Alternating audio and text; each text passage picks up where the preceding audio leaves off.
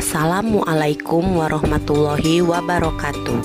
Aksi nyata modul 1.4 Diseminasi Penyebaran Budaya Positif. Bersama saya Maria Sari Siregar, CGP Angkatan 10 Kota Palembang, dan pengajar praktik Ibu Rananda Vincia serta fasilitator Bapak Arsan Zumardi. Pendahuluan. Ki Hajar Dewantara mengumpamakan sekolah sebagai sebuah ladang tempat persemaian bibit. Agar bibit bisa berkembang secara maksimal, maka petani dapat memperbaiki kondisi tanah, memelihara bibit tanaman, memberi pupuk dan air, membasmi ulat-ulat atau jamur-jamur yang mengganggu hidup bibit tanaman, dan lain sebagainya. Dari uraian tersebut, kita dapat memahami bahwa sekolah diibaratkan sebagai tanah tempat bercocok tanam, sehingga guru harus mengusahakan sekolah jadi lingkungan yang menyenangkan, menjaga dan melindungi murid dari hal-hal tidak baik. Dengan demikian, karakter murid tumbuh dengan baik sesuai profil pelajar Pancasila.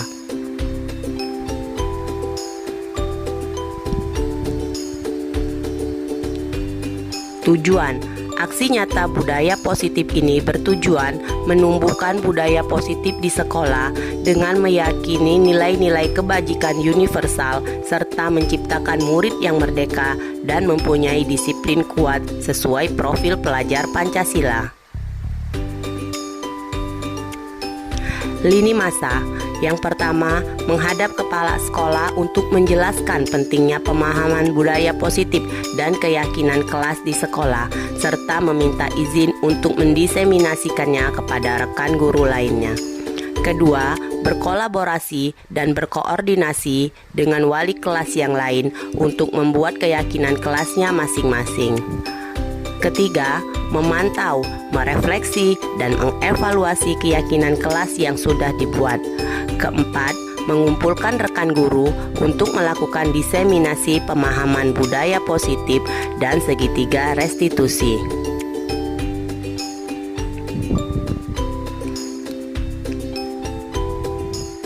Tolak ukur. Murid dapat melaksanakan keyakinan kelas yang telah disepakati dengan kesadaran diri dan penuh tanggung jawab, serta terwujudnya kebiasaan-kebiasaan baik dalam diri murid sehingga tercermin karakter profil pelajar Pancasila.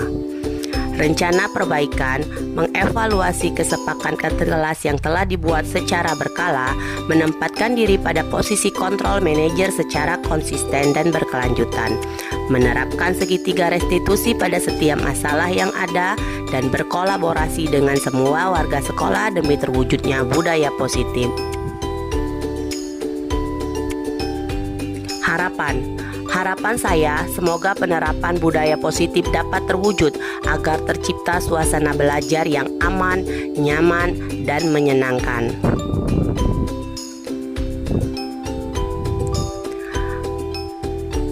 Adapun eksplorasi konsep budaya positif, yaitu perubahan paradigma stimulus respon, teori kontrol, kebutuhan dasar manusia, motivasi perilaku manusia, disiplin positif, keyakinan kelas, hukuman dan penghargaan, posisi kontrol guru, segitiga restitusi.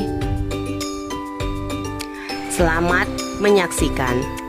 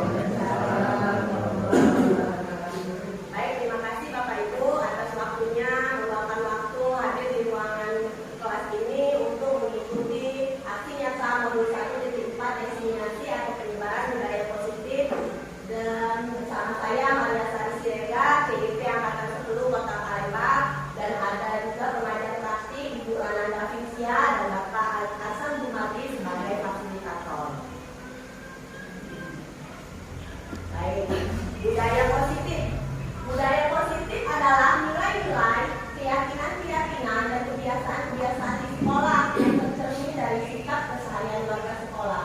Budaya positif diyakini mampu menciptakan kolaborasi antara warga sekolah dan orang tua murid. Jika terlaksana dengan baik, akan memunculkan serta mengembangkan nilai-nilai positif yang dimiliki murid dan akan memberikan murid yang berkualitas dan berkarakter profil berada Pancasila. Jadi budaya positif ini adalah budaya yang sangat baik.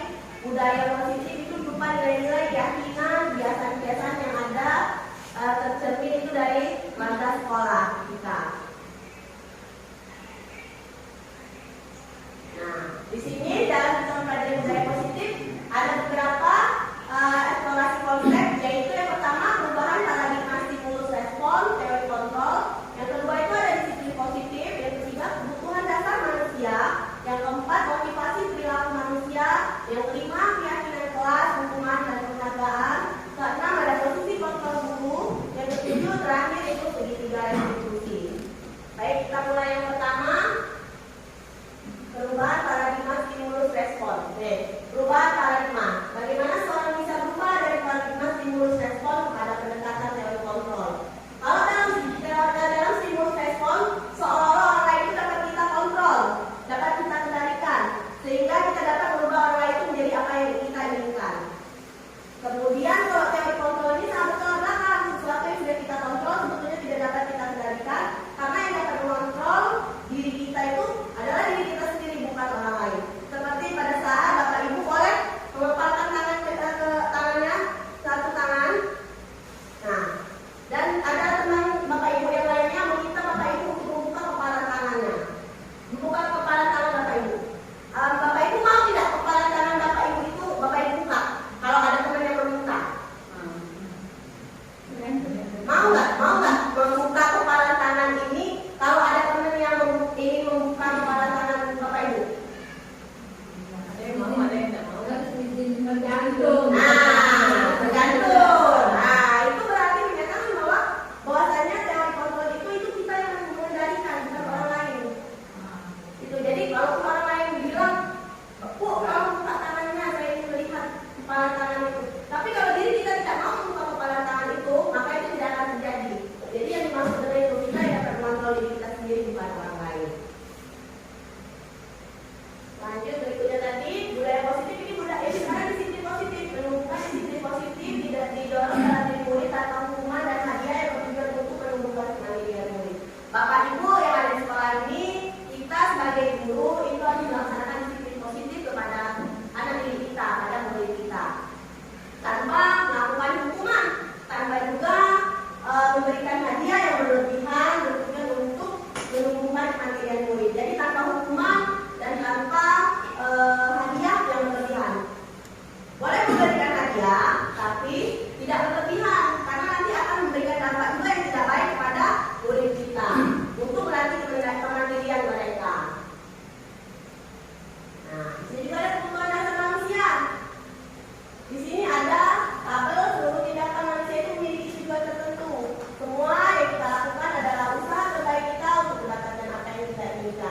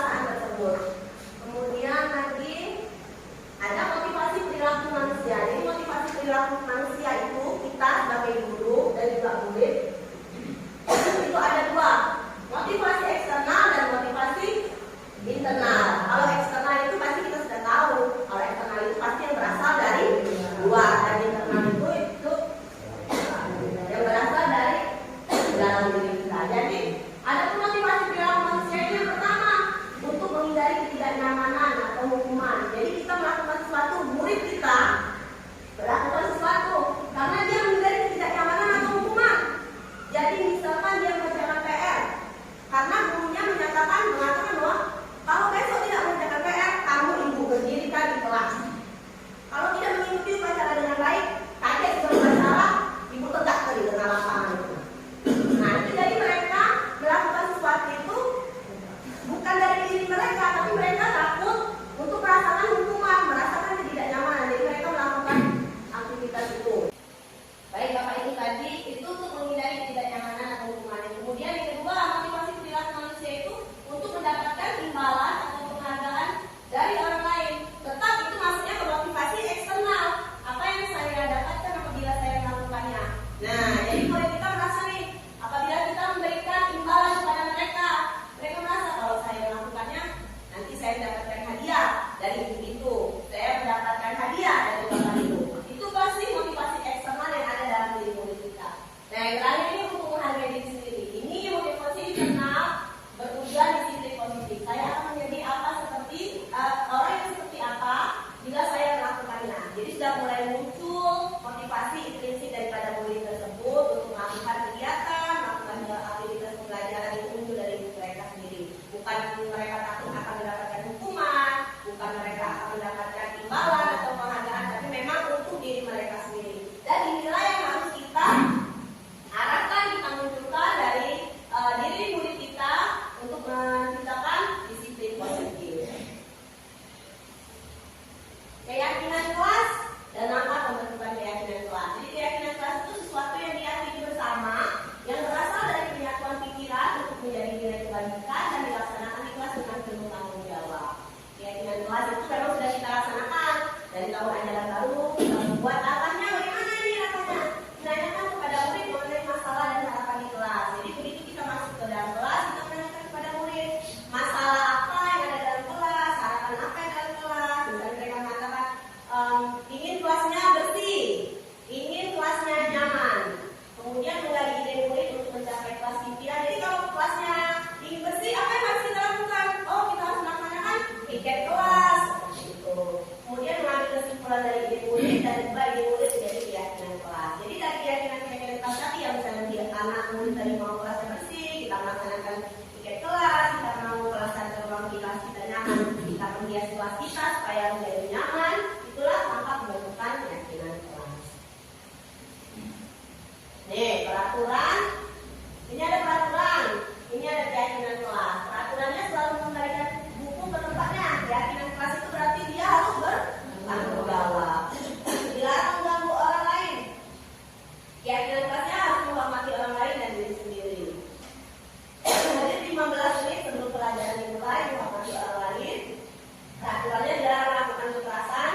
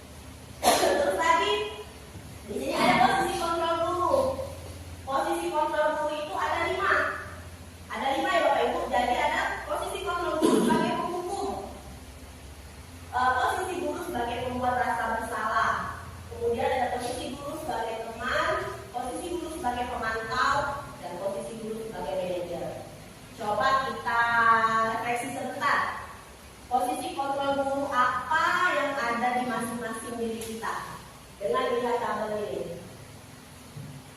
Apakah sebagai penghukum atau apakah sebagai pembuat rasa bersalah atau sebagai teman, pemantau atau manajer? Kalau saya sebelum saya belajar budaya positif ini, saya merasa bahwa posisi kontrol saya itu sebagai penghukum lebih banyak kali sebagai penghukum dan pembuat rasa bersalah. Belum sampai ke level teman, pemantau dan manajer. Jadi begitu anak melakukan suatu kesalahan, saya rasa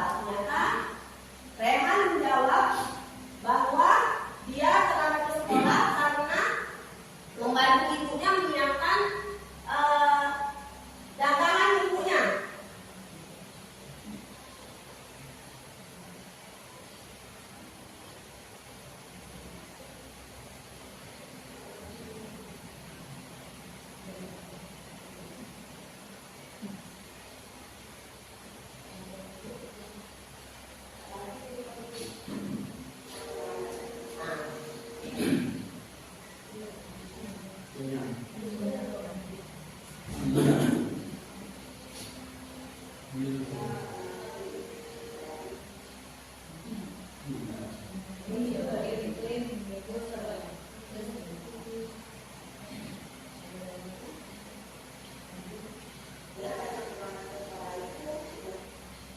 jadi di sini saya Rehan menjawab bahwa dia terlambat ke sekolah karena membantu ibunya menyiapkan dagangan ibunya.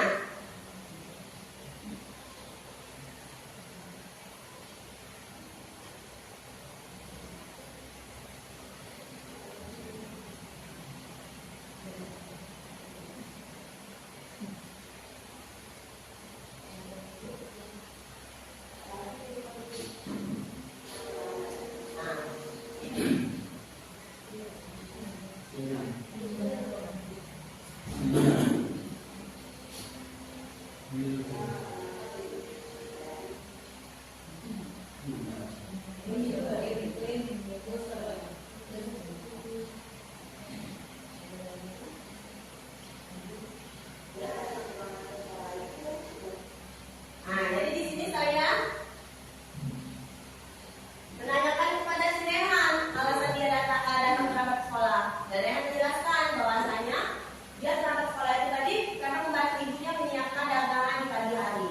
Saya juga menanyakan kepada Rehan bahwa apa saja kesepakatan kelas yang sudah dilanggar dengan keterlambatan hadirnya tadi. Dia mengatakan bahwa kesepakatan kelas tidak ada hadir ke sekolah itu tidak tepat waktu. Kemudian saya menanyakan kepada dia bagaimana mencari solusinya, dan Rehan mengatakan bahwa Rehan akan bangun lebih awal dan tidak akan terlambat lagi datang ke sekolah. Jadi itu dari penerapan segitiga restitusi. Baik Bapak Ibu, jika ada yang ingin ditanyakan dari materi modul 1.4 budaya positif ini boleh, atau ada yang mau sharing, boleh. Jadi kita sebagai guru, tugas kita menuntut siswa membiasakan disiplin positif sehingga terbentuknya budaya positif, bisa membuat kita merasa nyaman di sekolah, menciptakan budaya positif yang baik di sekolah. Tugas kita menuntut mereka. Baik Bapak Ibu, itu saja yang saya sampaikan. Terima kasih atas waktunya, terima kasih atas kehadirannya. Wassalamualaikum warahmatullahi wabarakatuh. Waalaikumsalam warahmatullahi wabarakatuh. Terima kasih ya. Ada yang tadi tidak mengenai masalah budaya positif tadi, mulai kegiatan kelas, restitusi, posisi kontrol guru. Jadi kita sharing di luar itu juga boleh. Nah, ini terima kasih ya Bapak Ibu ya. Manusia itu untuk mendapatkan imbalan atau penghargaan dari orang lain. Tetap itu maksudnya motivasi eksternal. Apa yang saya dapatkan apabila saya melakukannya. Nah, jadi kalau kita merasa nih, apabila kita memberikan imbalan kepada mereka merasa kalau saya melakukannya nanti saya mendapatkan hadiah dari itu. Saya mendapatkan hadiah dari bapak itu. Itu pasti motivasi eksternal yang ada dalam diri kita. Nah, yang terakhir ini untuk menghargai diri sendiri. Ini motivasi internal bertujuan disiplin positif. Saya akan menjadi apa seperti orang yang seperti apa jika saya melakukannya. Jadi sudah mulai muncul motivasi intrinsik daripada murid tersebut untuk melakukan kegiatan, melakukan aktivitas pembelajaran itu muncul dari mereka sendiri. Bukan mereka takut akan mendapatkan hukuman, bukan mereka akan mendapatkan imbalan atau penghargaan, tapi memang untuk diri mereka sendiri. Dan inilah yang harus kita harapkan kita munculkan dari diri murid kita untuk menciptakan disiplin positif. Keyakinan kelas dan langkah pembentukan keyakinan kelas. Jadi keyakinan kelas itu sesuatu yang diyakini bersama, yang berasal dari penyatuan pikiran untuk menjadi nilai kebajikan dan dilaksanakan di kelas dengan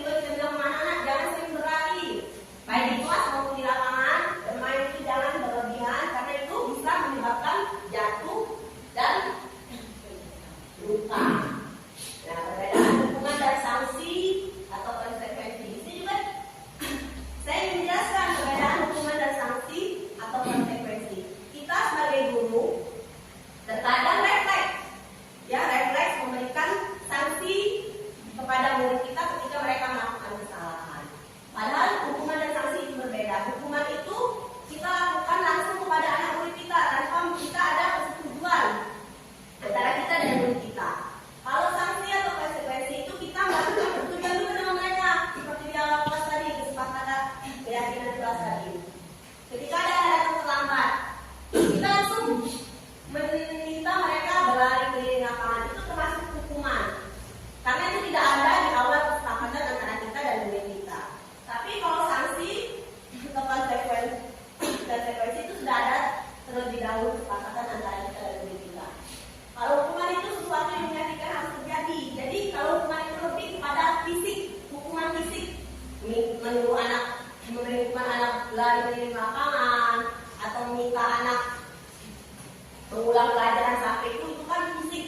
Jadi anak membuat anak sakit, membuat anak sakit untuk jangka waktu lama, anak membenci kedisiplinan, paksaan mendorong anak menyakiti diri sendiri, konsep yang buruk, anak belajar untuk menyembunyikan kesalahan. Jadi anak ini menyembunyikan kesalahan secara tidak langsung mengajarkan mereka untuk berbohong, marah, rasa bersalah, dipermalukan, merasa tak dihargai. Jadi kalau kita sudah melakukan itu pada murid kita merasa diri mereka tersakiti, perasaan mereka merasa tidak dihargai.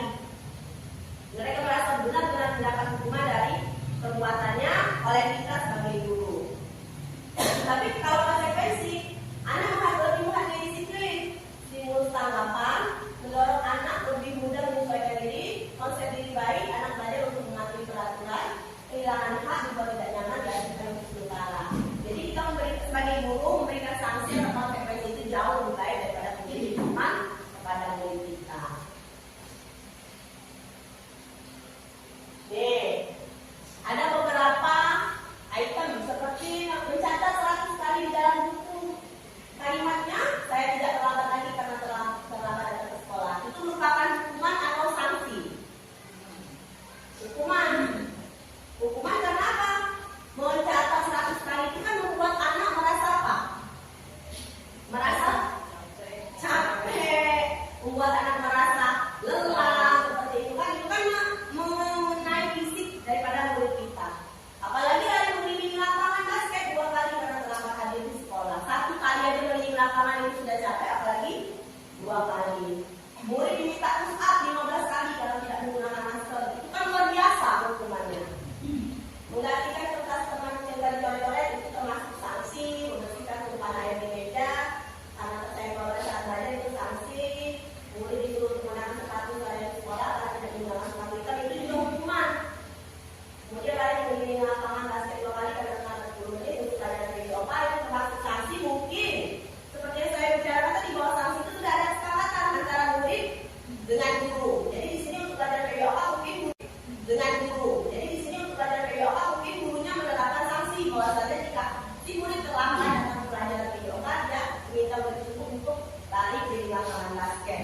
Tapi sudah ada kesepakatan sebelumnya. Terus lagi di sini ada posisi kontrol guru. Posisi kontrol guru itu ada 5. Ada 5 ya Bapak Ibu. Jadi ada posisi kontrol guru sebagai penghukum, posisi guru sebagai pembuat rasa bersalah. Kemudian ada posisi guru sebagai teman, posisi guru sebagai pemantau, dan posisi guru sebagai manajer. Coba kita refleksi sebentar. Posisi kontrol guru apa yang ada di masing-masing diri kita dengan lihat tabel ini?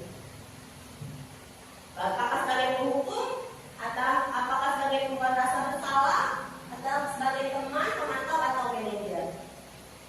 Kalau saya sebelum saya belajar budaya positif ini, saya merasa bahwa posisi kontrol saya itu sebagai penghukum, lebih banyak kali sebagai penghukum dan pembuat rasa bersalah. Belum sampai ke level teman, pemantau, dan manajer. Jadi begitu anak melakukan suatu kesalahan, saya langsung menghukum tanpa menanyakan mengapa alasan dari tindakan murid tersebut. Misalnya terlambat, saya tidak menanyakan kenapa dia terlambat, tapi langsung memberi hukuman. Juga sebagai pembuat rasa bersalah. Jadi rasa bersalah itu membuat apa? Dari kita pada kita seolah-olah kita ini membuat mereka merasa bersalah. Ibu kecewa sama kalian, dari 10 PR yang diberikan kalian hanya betul 2 atau 3. Kita sudah membuat murid kita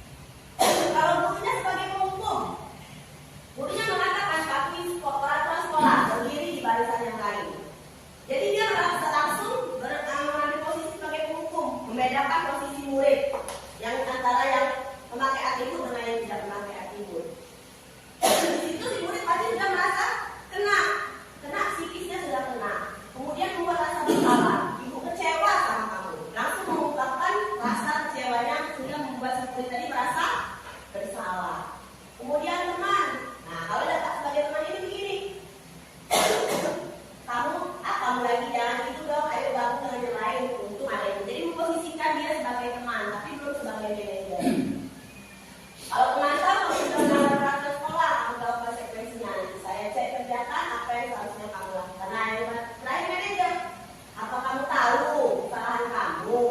Kira-kira apa?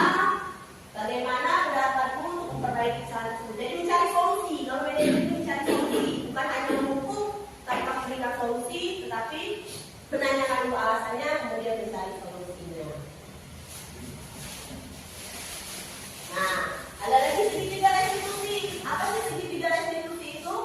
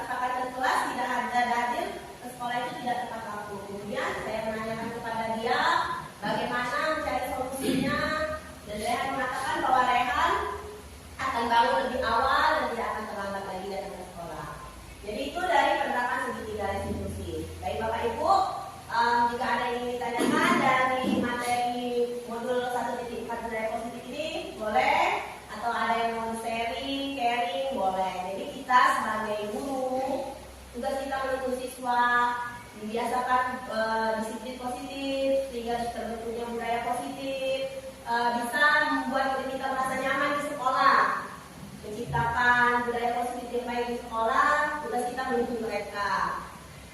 Baik Bapak Ibu, itu saja yang saya sampaikan. Terima kasih atas waktunya, terima kasih atas kehadirannya. Wassalamualaikum warahmatullahi wabarakatuh. Terima kasih ya. Assalamualaikum warahmatullahi wabarakatuh. Saya bernama Nurlaila, guru SD 148. Setelah mengikuti materi pengibasan diseminasi tentang disiplin positif, perasaan saya saat ini ya dari hal-hal yang belum banyak yang kami pahami sekarang ini sudah kami paham, terutama tentang penerapan masalah tentang positif ya, disiplin positif kepada anak didik. Ya, saat ini kami baru menyadari bahwa disiplin positif itu bisa ditumbuh kembangkan kepada anak didik, tidak harus melalui kekerasan, penekanan kepada anak didik, tetapi kita juga dapat menumbuhkan motivasi dari dalam diri siswa itu sendiri ya. Jadi melalui kesadaran mereka sendiri, maka mereka akan menerapkan disiplin-disiplin yang ada di sekolah kita. Jadi alhamdulillah, oleh sebab itu kami berniat ya, seluruh guru-guru di SD 148 ini mudah-mudahan untuk tahun-tahun ajaran yang akan datang akan membudidayakan disiplin positif ini kepada anak-anak kami ya. Semoga dengan melalui kebiasaan, dengan menggunakan kebiasaan yang kita selenggarakan setiap hari ya, dengan harapan melalui kebiasaan tersebut bisa menjadi karakter ya terhadap diri masing-masing siswa kita. Hanya itu saja, kami akhiri dengan ucapan Assalamualaikum warahmatullahi wabarakatuh.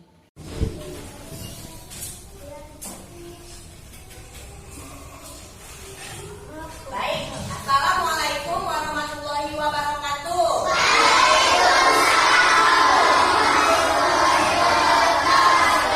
Baik anak-anak, untuk pertemuan pertama kita kali ini, kita akan membentuk atau membuat kesepakatan kelas.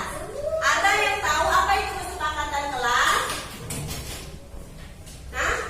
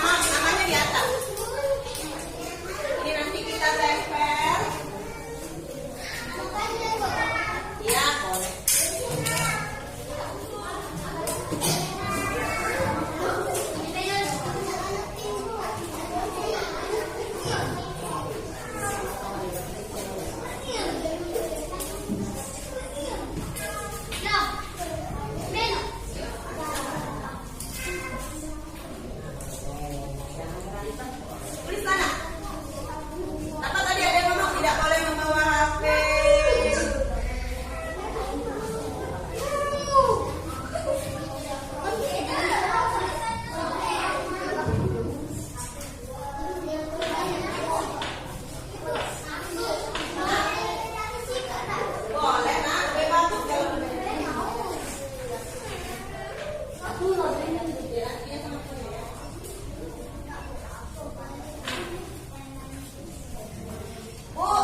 saya mau menulis mau kelas yang rapi, boleh. Misalnya melakukan piket kelas, boleh.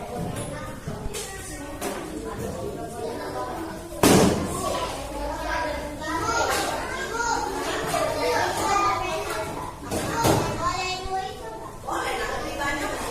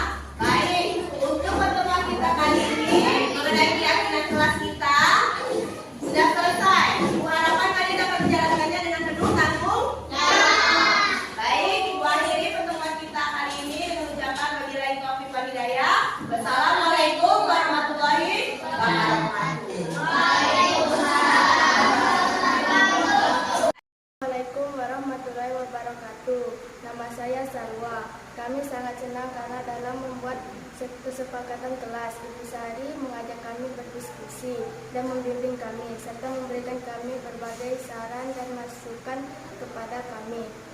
Ibu Sari juga menjelaskan kepada kami apa itu keyakinan kelas, fungsinya dan apa tujuannya. Ibu Sari juga sering mendiskusikan kepada kami terkait keyakinan kelas yang telah kami susun. Apakah ada hambatan dan rintangan dalam pelaksanaan keyakinan kelas? Assalamualaikum warahmatullahi wabarakatuh. Yang masuk Rehan. Assalamualaikum. Waalaikumsalam. Silakan masuk Rehan. Silakan duduk di sini.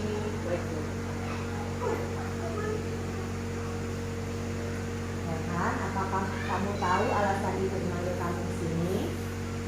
Ini berkaitan dengan disiplin. Ya, ibu perhatikan akhir-akhir ini Rehan sering datang terlambat, benar tidak? Iya, Bu. Sudah berapa kali Rehan terlambat datang sekolah? Kayaknya 6 kali. Nah, kira-kira datang terlambat ke sekolah itu sebuah kesalahan bukan? Iya, benar, Bu. Nah, baik Rehan, semua orang pasti pernah melakukan kesalahan termasuk ibu. Ibu juga pernah melakukan kesalahan. Namun bagaimana kita bisa memperbaiki kesalahan tersebut? Setuju nak? Iya, Bu. Nah, sekarang kita cari solusinya bersama-sama ya Rehan. Baik, Bu. Setiap orang pasti punya alasan. Kira-kira apa alasan yang membuat Rehan itu datang terlambat ke sekolah? Saya ingin membantu ibu saya menyiapkan jualannya. Oh, jualan apa nak? Jualan kue dan coklat pagi. Baik, nah kamu sangat baik sekali dan untuk selalu membantu ibu, membantu orang tua. Kira-kira apakah kamu masih ingat keyakinan sekolah kita nak? Masih. Jika ingat, kira-kira apa yang kamu lakukan ini sudah sesuai dengan keyakinan kelas kita? Tidak, Bu. Tidak. Kira-kira keyakinan sekolah apa yang kamu langgar? Keyakinan sekolah tentang disiplin waktu. Kalau kamu masih ingat, apakah kamu punya solusi untuk mengatasi masalah ini?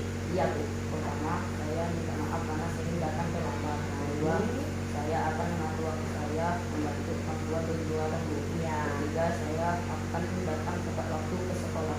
Baik, alhamdulillah. Kamu bisa tidak masuk sekolah nak, namun kamu dimilih untuk datang ke sekolah walaupun terlambat. Ibu apresiasi tanggung jawab kamu. Sekarang kamu boleh kembali ke kelas. Terima kasih, Bu. Sudah, Pak. Assalamualaikum warahmatullahi wabarakatuh. Kenalkan, nama saya Muhammad Huda dari kelas 5A. Saya senang sekali diajak diskusi oleh Bu Sari karena saya dapat merefleksikan kesalahan saya dan mencari solusi untuk dapat memperbaikinya. Saya akan mengatur waktu saya agar datang tepat waktu di sekolah. Sekian dari saya. Wassalamualaikum warahmatullahi wabarakatuh.